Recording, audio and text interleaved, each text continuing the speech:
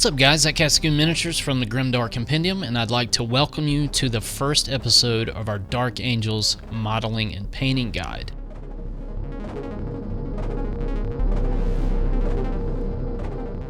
What we're going to be talking about in this particular episode are my motivations and my design philosophies for this project, the things that I want to achieve and how I want the miniatures to look. When I first started collecting and painting miniatures, the Dark Angels was my very first army. I've always had a specific idea for how I think that the Dark Angels should look, at least from a modeling standpoint. The miniatures that I will demonstrate in this video almost certainly have a regal and knightly aesthetic to them, and through my modeling I really want to convey an air of mystery and secrecy and present to you a solid depiction of the Knights of the First Legion, always on the hunt.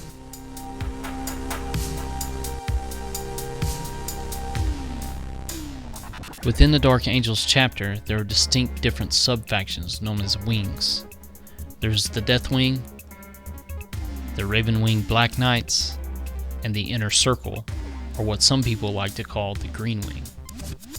In the next few videos, I will be specifically covering the Inner Circle.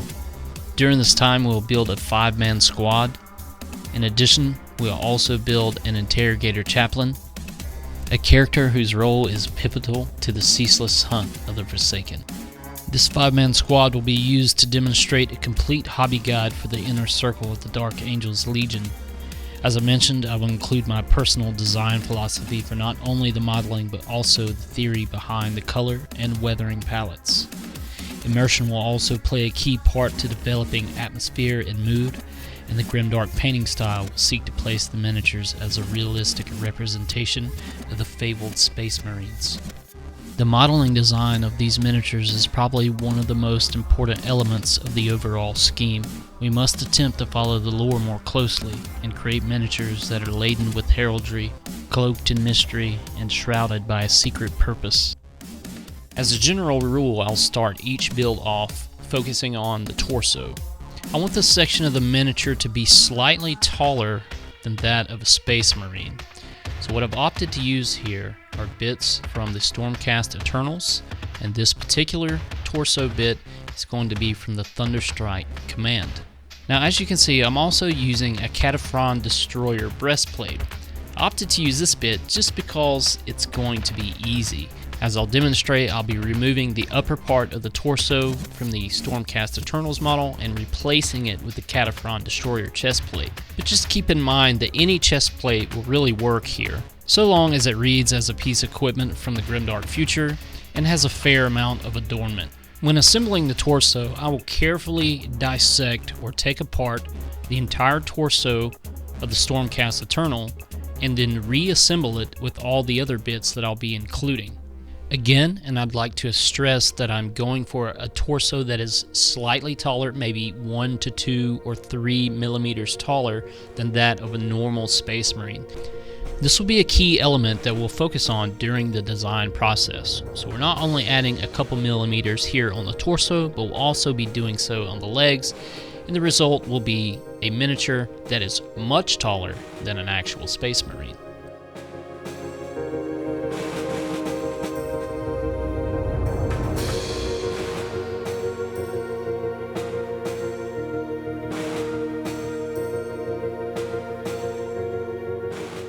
The next design trope to be added to our build will be impossibly large pauldrons.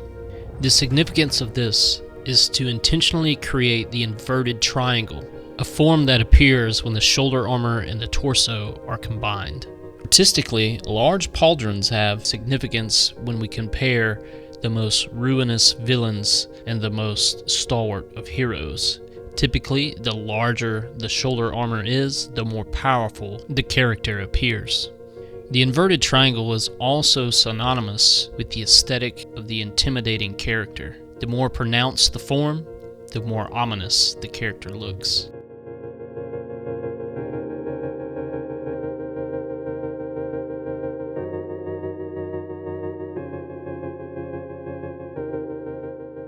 Once we have the torso completed, we can now move on to attaching the legs.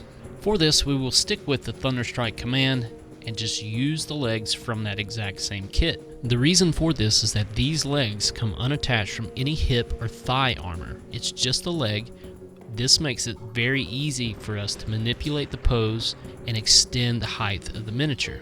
Another thing to note about these legs is that they are very simple in form, which is ideal for the types of poses that we're wanting to achieve for the Dark Angels.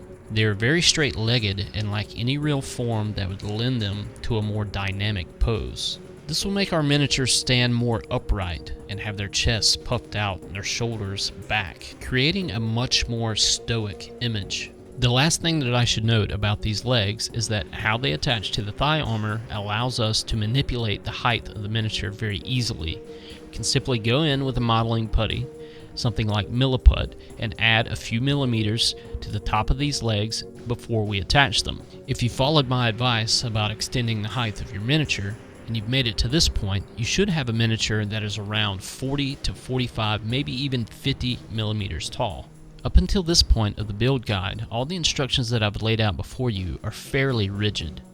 That means that I wouldn't suggest straying too far from how we've set things up so far. However, now that we have the model set up, we can really begin to explore our creativity and start to detail out the miniature. From this point, we can really start to play with all the bits that are available to us and start exploring the possibilities.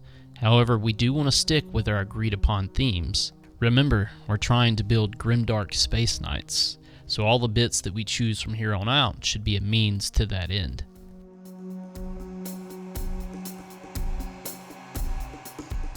Alright, so that is going to do it for the build philosophy section of this video. I hope that helps you to better understand where we're going with this project and how we're getting there. As a note, the guide that I just showed you is simply a general build guide that is used to determine the height and basic pose of our miniatures. Every single miniature that I build for this course will follow this build philosophy. And as I mentioned, I will show a full build guide and parts list for each of the miniatures displayed in this course.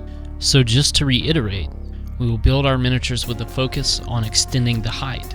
There are particular kits that are ideal for this. Also, we will be making sure to exaggerate the size of the pauldrons on our miniatures. This will help to create an exaggerated inverted triangle form, which will help us achieve giving our miniatures an ominous look. And finally, when those specific legs are added to that specific torso, this will help us again to extend the height and give our creations a stoic and intimidating disposition.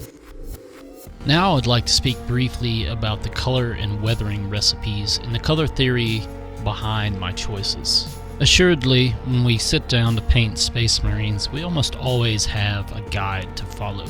The Dark Angels are no exception to this rule, and they have a clearly defined color palette. But there are things that we as Grimdark painters can do to bend these palettes to our dark and dystopian will. Therefore, the color palette for our members of the Inner Circle will be exactly what you expect.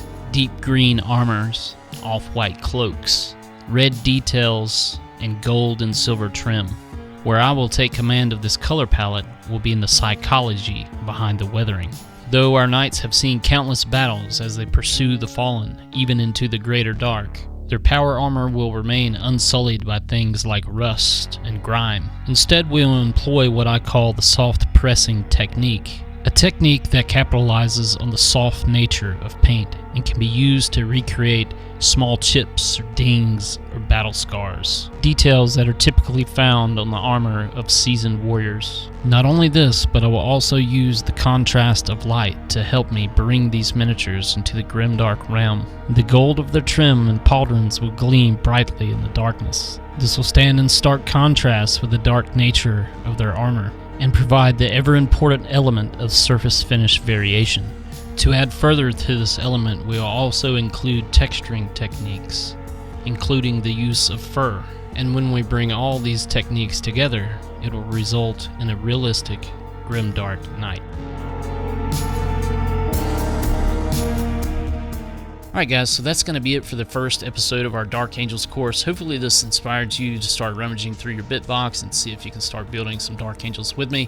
If you don't have access to these bits, you can easily find them on eBay or any bit store. They're just the Stormcast Annihilators are the main bits we're going to be using to set up the builds for our miniatures.